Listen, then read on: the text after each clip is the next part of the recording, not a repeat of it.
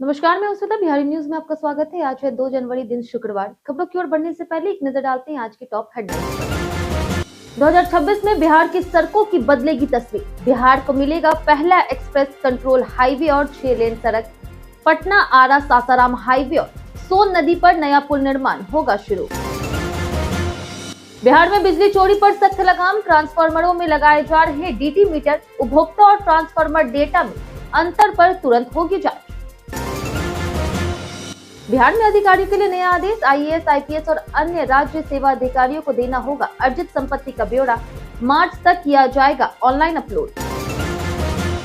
बिहार में गृह रक्षा वाहिनी में 64 अधिनायक लिपिक पदों पर आज से भर्ती शुरू। 2 फरवरी 2026 तक करे आवेदन। इंटरमीडिएट पास उम्मीदवारों के लिए सुनहरा मौका। बिहार में भूमि मामलों में मनमानी होगी खत्म। राजस्व अधिकारियों को अनुच्छेद 14 के तहत समान और पारदर्शी निर्णय लेने के मिले सख्त आदेश। जनता का विश्वास और प्रशासनिक साख होगी मजबूत। बिहार सरकार ने कामकाजी महिलाओं के लिए शुरू किया सुरक्षित छात्रावास। पटना समेत 5 जिलों में महिलाओं को मिलेंगे मुफ्त आवास। महिला और बाल विकास निगम के पोर्टल पर होंगे आवेदन। पूर्व चयनकर्ता श्रीकांत ने T20 विश्व कप से पहले सूर्य कुमार यादव की फॉर्म पर जताई चिंता। बल्लेबाजी क्रम में स्थिरता बनाए रखने की दी सलाह। कहा, बैटिंग पर ज्यादा ध्यान देने से सुधर सकता है प्रदर्शन। चलिए एक नजर डालते हैं आज की 25 बड़ी खबरों की। आईओसीएल के जूनियर इंजीनियर के 394 पदों पर 9 जनवरी तक करे आवेदन। इंडियन ऑयल कॉर्पोरेशन लिमिटेड यानी कि आईओसीएल ने जूनियर इंजीनियर के पदों पर भर्ती के लिए आवेदन आमंत्रित किए। इस भर्ती के तहत कुल 394 पदों को भरा जाएगा, जो गुवाहाटी, बरौनी, बड़ोदरा, हल्दिया, मथुरा, पानीपत, डिगबोई, बोंगईगांव और पारादीप रिफाइनरी और पेट्रोकेमिकल यूनिट्स में होंगे। इंस्ट्रूमेंटेशन या फिर रिफाइनरी पेट्रोकेमिकल्स में 3 साल का डिप्लोमा आवश्यक है। जनरल, ओबीसी, ईडब्ल्यूएस के लिए न्यूनतम 50%, एससी एसटी के लिए 45% अंक जरूरी है। आयु सीमा 18 से 26 वर्ष है। आरक्षित वर्गों को छूट मिलेगी। आवेदन शुल्क 300 से 500 रुपए है। एससी एसटी दिव्यांग को छूट मिलेगी। वहीं चयन लिखित परीक्षा और क्वालिफाइंग स्किल टेस्ट पर आधारित होगा। वेतन 25,000 से लेकर के 1,05,000 रुपए प्लस भत्ते भी होंगे। आवेदन की अंतिम तिथि 9 जनवरी 2026 है। 2026 में बिहार को मिलेगा पहला एक्सेस कंट्रोल हाईवे और 6 लेन सड़क। नए साल यानी कि 2026 में बिहार को सड़क और एक्सप्रेसवे के क्षेत्र में बड़ी सौगात मिलने वाली है। राज्य को पहला 6 लेन नेशनल हाईवे और पहला एक्सेस कंट्रोल्ड हाईवे मिलेगा, जबकि 4 अन्य एक्सप्रेसवे पर काम शुरू होगा। वाराणसी औरंगाबाद, औरंगाबाद चौरदाहा और आमस दरभंगा मार्ग सहित कई राष्ट्रीय और स्टेट हाईवे परियोजनाओं का निर्माण पूरा होगा। पटना आरा सासाराम एक्सेस कंट्रोल्ड हाईवे और सोन नदी पर पुल निर्माण भी शुरू होगा। भागलपुर, मुंगेर में मरीन ड्राइव और समस्तीपुर, दरभंगा, मोकामा, बक्सर जैसे क्षेत्रों में कई रोड और बाईपास परियोजनाएं शुरू होगी। देश का सबसे बड़ा पुल भी 2026 में बनने वाला है। बिजली चोरी पर लगेगी लगाम। ट्रांसफार्मर में लगाया जा रहा डीटी मीटर।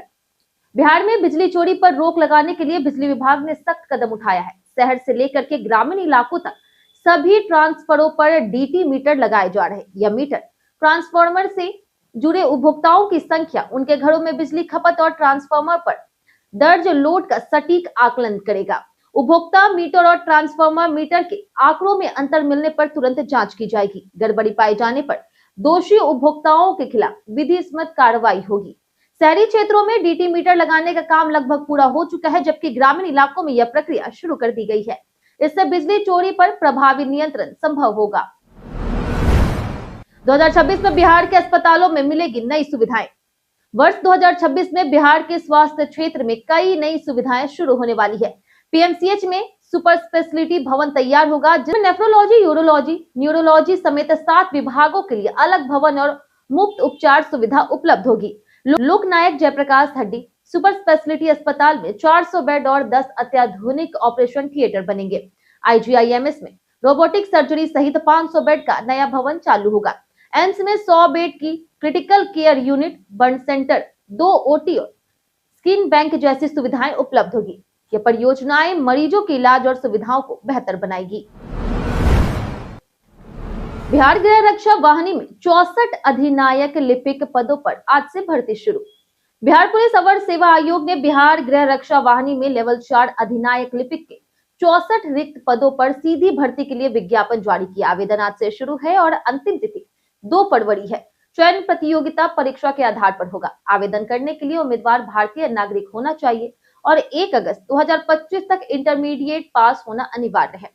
उम्र सीमा सामान्य पुरुषों के लिए 18 से 37 साल, महिलाओं के लिए 18 से 40 साल, पिछड़ा वर्ग और अत्यंत पिछड़ा वर्ग और अनुसूचित जाति जनजाति के लिए अधिकतम 40 से 44 साल है। पुरुष, महिला और थर्ड जेंडर आवेदन कर सकते हैं। अब सभी अधिकारियों को देना होगा अर्जित संपत्ति का ब्यौरा।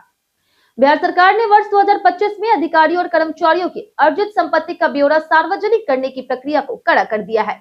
मुख्यमंत्री, उप मुख्यमंत्री और कैबिनेट मंत्रियों के बाद अब आईएएस, आईपीएस और अन्य राज्य सेवा अधिकारियों को भी संपत्ति का विवरण देना अनिवार्य होगा। 9 जनवरी 2026 तक सभी अधिकारी निर्धारित फॉर्म में ब्यौरा जमा करेंगे। 15 जनवरी तक इसे सॉफ्टवेयर में अपलोड किया जाएगा। मार्च तक सभी चल अंचल संपत्ति और देनदारी के दस्तावेज मिशन कार्यालय को सौंपने होंगे। 31 मार्च तक यह जानकारी आधिकारिक वेबसाइट पर अपलोड कर दी जाएगी। कामकाजी महिलाओं के लिए राज्य सरकार ने शुरू किया सुरक्षित छात्रावास। राज्य सरकार कामकाजी महिलाओं के लिए छात्रावास शुरू करने जा रहा, जिसमें पटना, गया, मुजफ्फरपुर, दरभंगा और भागलपुर जिले शामिल है। मुख्यमंत्री नारी सुरक्षा योजना के तहत यह छात्रावास सरकारी और गैर सरकारी सेवाओं में कार्यरत महिलाओं के लिए सुरक्षित और सुलभ आवास प्रदान करेगा। मासिक आय 75,000 तक की महिलाएं आवेदन कर सकती है। 50 बेड वाले छात्रावास में मुफ्त आवास, 3,000 रुपए में भोजन, बिजली, आरओ पानी, टीवी और वाईफाई जैसी सुविधाएं होगी। आवेदन महिला और बाल विकास निगम के पोर्टल पर जनवरी से होंगे। संचालन सुरक्षित, सम्मानजनक और सुविधाजनक वातावरण में किया जाएगा। पटना में अप्रैल 2026 से स्कूलों में शुरू होगी ऑनलाइन कोचिंग। पटना जिले के माध्यमिक और उच्च माध्यमिक स्कूलों में अप्रैल 2026 से विद्यार्थियों के लिए ऑनलाइन कोचिंग शुरू की जाएगी। यह सुविधा कक्षा 9 से 12 तक के छात्रों को मिलेगी। कक्षा 11 और 12 के विद्यार्थियों को इंजीनियरिंग और मेडिकल प्रतियोगी परीक्षा की तैयारी कराई जाएगी, जबकि कक्षा 9 से 10 के छात्रों को फाउंडेशन कोर्स दिया जाएगा। मेडिकल और इंजीनियरिंग ना चुनने वाले विद्यार्थियों को रेलवे, सीयूईटी, एसएससी, बैंकिंग जैसी प्रतियोगी परीक्षाओं की तैयारी भी कराई जाएगी। ऑनलाइन कक्षाएं स्कूलों में प्रतिदिन 1 से 1.5 घंटे चलेगी। सप्ताह में 1 दिन मूल्यांकन होगा और स्मार्ट क्लास और वाईफाई की सुविधा उपलब्ध कराई जाएगी। अनुच्छेद 14 के तहत भूमि मामलों में मनमानी पर लगेगी रोक। राजस्व और भूमि सुधार विभाग ने नए साल के पहले दिन भूमि मालिकों के लिए तोहफा देते हुए अधिकारियों को निर्देश दिया है कि वे समान परिस्थितियों में समान निर्णय सुनिश्चित करें।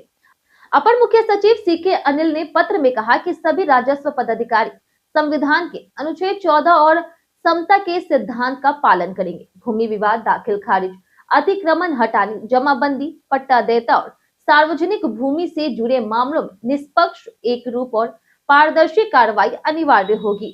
पहचान, दबाव या फिर चयनात्मक शक्ति के आधार पर भिन्न आदेश देना निषिद्ध होगा, ताकि जनता का विश्वास और प्रशासन के साथ बनी रहे। बिहार में जारी हुआ बिहार डायरी और कैलेंडर 2026। मुख्यमंत्री नीतीश कुमार ने नववर्ष के पहले दिन बिहार डायरी और कैलेंडर 2026 का विमोचन किया। यह कैलेंडर राज्य की प्रमुख उपलब्धियों और विकास कार्यों जैसे कि रोजगार, शिक्षा, स्वास्थ्य, पर्यटन और योजनाओं को दर्शाता है। कैलेंडर के पहले पृष्ठ पर 7 निश्चय 3.0 को प्रमुखता से दिखाया गया है, जिसमें 2025 से 2030 के लिए बिहार के विकास लक्ष्य शामिल है।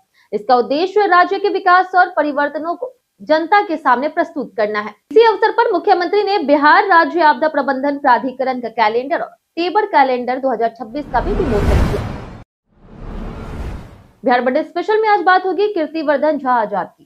कीर्तिवर्धन झा आजाद, जिनका जन्म 2 जनवरी 1959 में हुआ, बिहार के पूर्व मुख्यमंत्री भगवत झा आजाद के पुत्र हैं। वे भारतीय क्रिकेट टीम के पूर्व खिलाड़ी रहे, जिन्होंने 7 टेस्ट और 25 वनडे मैच खेले और 1983 क्रिकेट विश्व कप जीतने वाली टीम का हिस्सा थे। क्रिकेट में दाएं हाथ के बल्लेबाज और ऑफ स्पिन गेंदबाज के रूप में उन्होंने दिल्ली और भारत का प्रतिनिधित्व किया। राजनीति में वे भाजपा, कांग्रेस और वर्तमान में तृणमूल कांग्रेस से जुड़े हैं। बिहार के दरभंगा और पश्चिम बंगाल के वर्धमान, दुर्गापुर से लोकसभा सांसद रह चुके हैं। निजी जीवन में उनके 2 बेटे और पत्नी पूनम। यूपीआई ऑटो पे यूजर्स के लिए एनपीसीआई ने लॉन्च किया नया पोर्टल। एनपीसीआई ने यूपीआई ऑटो पे यूजर्स के लिए नया हेल्प पोर्टल upihelp.npci.org.in लॉन्च किया है। इस पोर्टल से यूजर्स अपनी सभी ऑटो डेबिट सब्सक्रिप्शन को एक ही जगह देख और मैनेज कर सकेंगे। इसमें एक्टिव मैंडेट्स की लिस्ट देखना, किसी मैंडेट को एक यूपीआई ऐप से दूसरे में पोर्ट करना और मर्चेंट या फिर यूपीआई आईडी बदलने पर अपडेट करना आसान होगा। सुरक्षा और प्राइवेसी पर खास ध्यान दिया गया है। हर मैंडेट के लिए यूपीआई पिन जरूरी है और डेटा केवल डिस्प्ले के लिए उपयोग होगा। नए नियम 31 दिसंबर 2025 से सभी प्रमुख यूपीआई ऐप लागू है।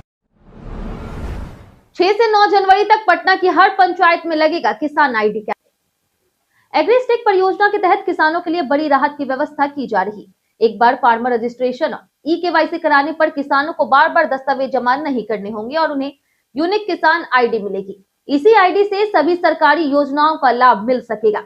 जिले में पंजीकरण की धीमी प्रगति पर डीएम ने नाराजगी जताई। अधिक किसानों को जोड़ने के लिए 6 से 9 जनवरी तक पटना जिले के हर पंचायत में फार्मर रजिस्ट्रेशन से ई-केवाईसी कैंप लगाए जाएंगे। किसान आधार कार्ड, जमीन रसीद और मोबाइल नंबर के साथ शिविरों में पहुंचकर पंजीकरण कराएंगे और केसीसी, पीएम किसान और फसल सहायता योजनाओं का लाभ लेंगे। मुख्यमंत्री प्रतिज्ञा योजना के तहत हजारों युवाओं को मिलेगा इंटर्नशिप का मौका। नए साल में बिहार में युवाओं के लिए रोजगार और इंटर्नशिप के अवसर बढ़ेंगे। मुख्यमंत्री प्रतिज्ञा योजना के तहत मार्च तक 5,000 और अप्रैल से नए वित्तीय वर्ष में 20,000 युवाओं को इंटर्नशिप दी जाएगी, जिसमें 4 से 6,000 रुपए मासिक भत्ता मिलेगा। राज्य सरकार ने 1,50,000 व्यक्तियों को विभिन्न संस्थाओं और आयोगों को भेजा है। पुलिस विभाग में 30,000 से अधिक पदों पर बहाली होगी, जबकि उद्योगों में लगभग 10 लाख रोजगार उपलब्ध होंगे। खाद्य प्रसंस्करण क्षेत्र में 11,000 नए उद्यमी बनेंगे। अगले 5 वर्षों में 1 करोड़ युवाओं को नौकरी और रोजगार देने का लक्ष्य है। एंड्रॉइड 15 में नया एंटी थेफ्ट प्रोटेक्शन फीचर हुआ लॉन्च।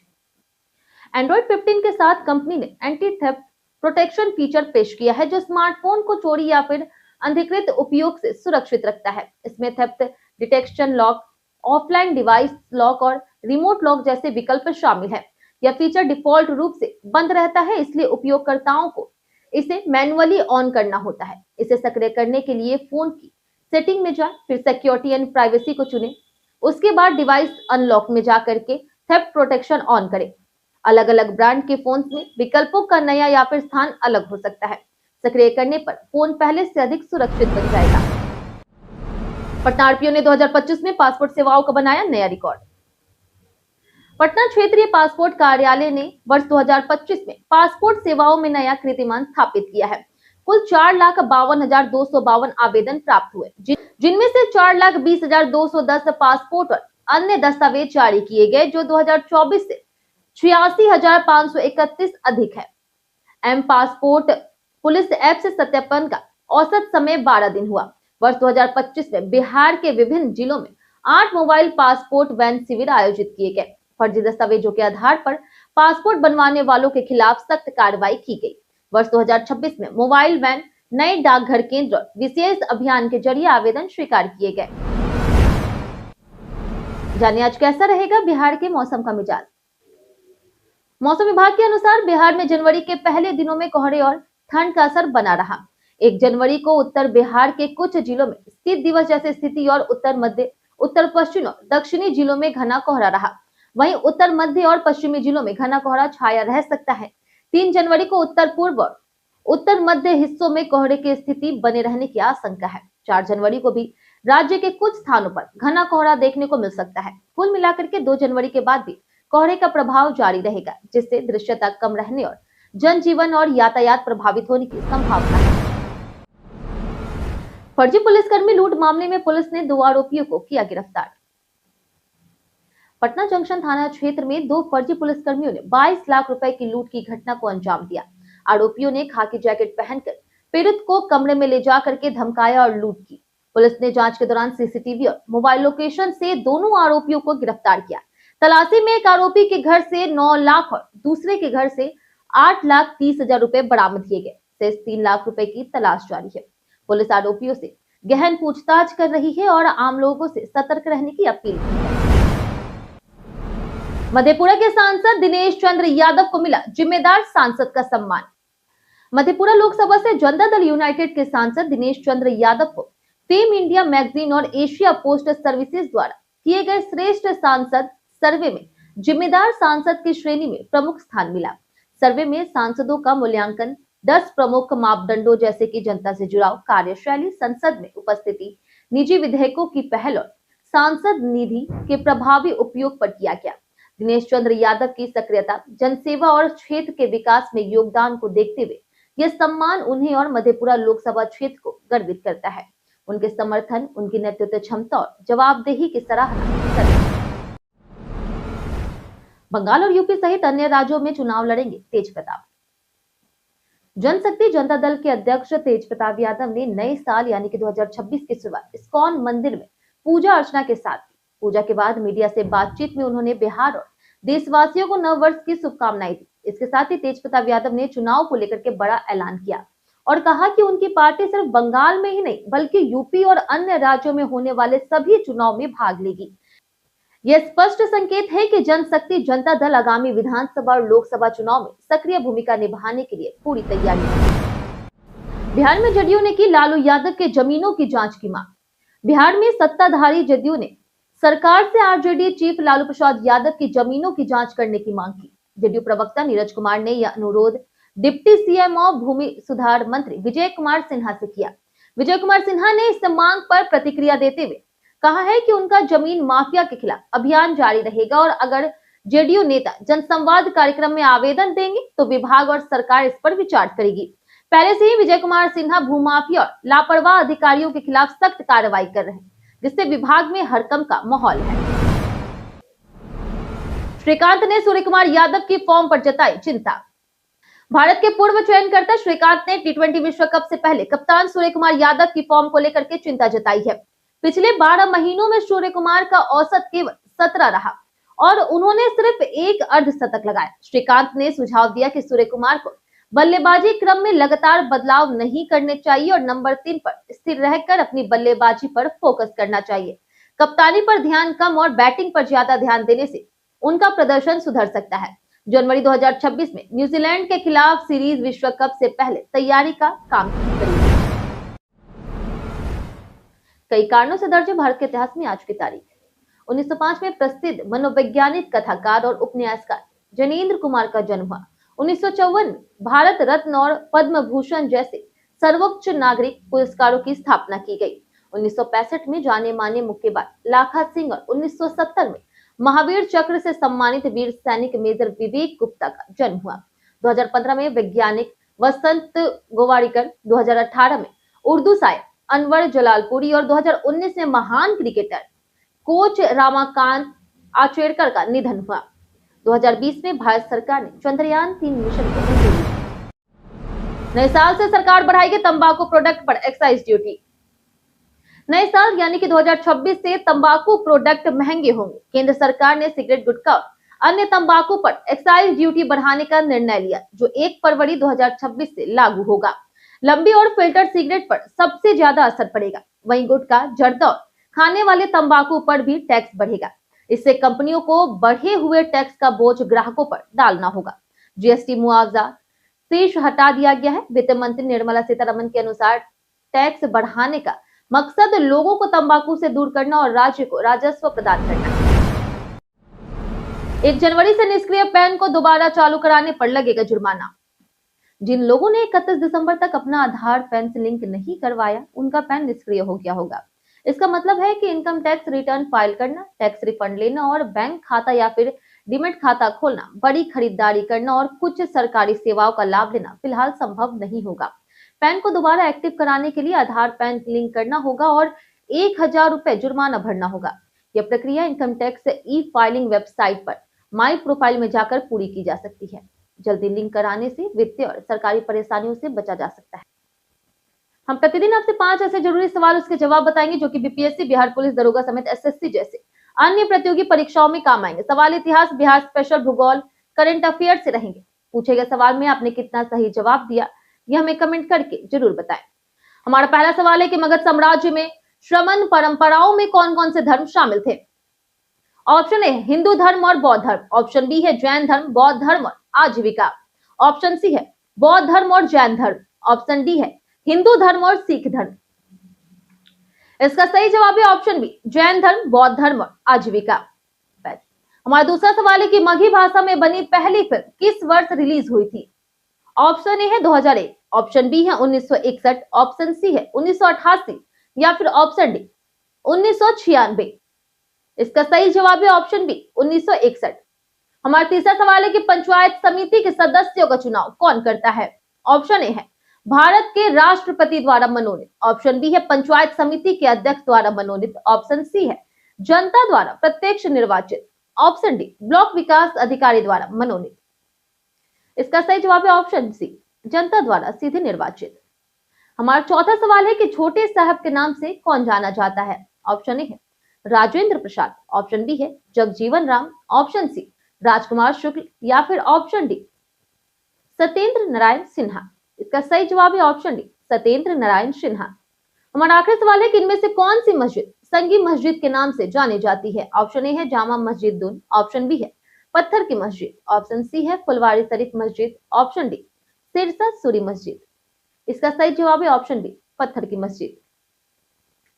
बीते दिन हमारे द्वारा पूछे गए सवाल का जवाब आप लोगों में से बहुत लोगों ने हमारे कमेंट बॉक्स सेक्शन में लिख कर दिया है। जिन्होंने हमारे द्वारा पूछे गए सवाल का जवाब दिया उनके नाम है श्रवण कुमार, रविंद्र कुमार, दीपू कुमार, ओम प्रकाश, पप्पू कुमार, रमेश कुमार, नीतीश कुमार, छोटू रजक, पवन कुमार, ब्रजमोहन राय, राजेश मांझी, अशोक कुमार, रोहित कुमार, पुरुषोत्तम कुमार, उपेंद्र राज, प्रिंस कुमार, रामायण सिंह, संजीत मिश्रा, रंजीत मिश्रा, सूरज राय, संतोष राज, राजकिशोर महतो, राकेश कुमार, शीतल सहनी, चंदन कुमार, अब्दुल मनान, दीपक कुमार, उदय शंकर, लालू कुमार, सत्यम टैगोर, राजकुमार, दीपक कुमार, मुन्ना प्रसाद, बाबूलाल, बबलू कुमार, पवन सिंह, प्रतिमा कुमारी, विजय घायल, अनवर करीम खान, नगेंद्र कुमार और अशोक कुमार। इसी के साथ बढ़ते हैं आज के सवाल की ओर। आज का सवाल है 2026 में आप खुद को किस चीज में सुधारते देखना चाहते हैं? आप अपना जवाब हमें हमारे कमेंट सेक्शन में लिखकर जरूर बताएं। आज के लिए इतना ही। बिहार की तमाम खबरों के साथ बने रहने के लिए देखते रहे बिहारी न्यूज और साथ ही अगर यूट्यूब चैनल पर देख रहे तो चैनल को सब्सक्राइब कर दे और आप फेसबुक पेज पर देख रहे तो लाइक और फॉलो जरूर करें।